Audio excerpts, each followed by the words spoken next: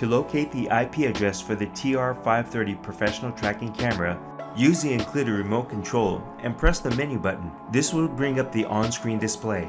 Now select Camera, then drop down to DHCP. Make sure the DHCP is turned on. Now drop down to where it says Information, and in the information box you will see where it says IP address, and that will be the IP address that you will input in your browser on your desktop or laptop. Once you have input the IP address in the browser, you will be prompted for a password. The default password will be admin. Now log in. Now you have control for your desktop or laptop of your TR530 professional tracking camera.